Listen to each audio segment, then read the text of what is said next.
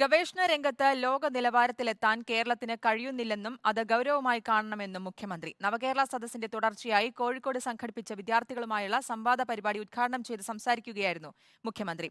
മുഖാമുഖത്തിന്റെ ഭാഗമായി വിവിധ മേഖലകളിലെ പ്രതിനിധികളുമായി മുഖ്യമന്ത്രി 10 ഇടങ്ങളിൽ ചർച്ച നടത്തും. മുൻകൂട്ടി തയ്യാറാക്കിയ ചോദ്യവും നിർദ്ദേശങ്ങളും സദസ്സിൽ അവതരിപ്പിക്കുകയായിരുന്നു വിദ്യാർത്ഥികൾ. അതിനുശേഷം മുഖ്യമന്ത്രി ഓരോന്നിനും മറുപടി നൽകി. മുഖാമുഖം പരിപാടിയുടെ ഉദ്ഘാടന സെഷനിൽ മാത്രമായിരുന്നു മാധ്യമങ്ങൾക്ക് പ്രവേശനം.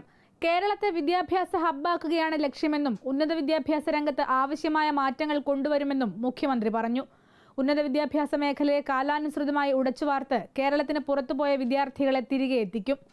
കേരളത്തെ ഉന്നത വിദ്യാഭ്യാസത്തിന്റെ ഹബ്ബാക്കി മാറ്റാനാണ് നാം ഉദ്ദേശിക്കുന്നത്.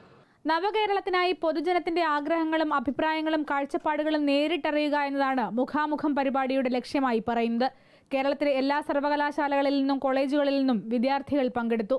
2000 പേർ പങ്കെടുത്ത പരിപാടിയിൽ 60 പേർ മുഖ്യമന്ത്രിയുമായി നേരിട്ട് സംസാരിച്ചു. മുഖ്യമന്ത്രിയെ കൂടാതെ ഉന്നത വിദ്യാഭ്യാസ മന്ത്രിയും ജില്ലയിലെ മന്ത്രിമാരും പരിപാടിയുടെ ഭാഗമായി.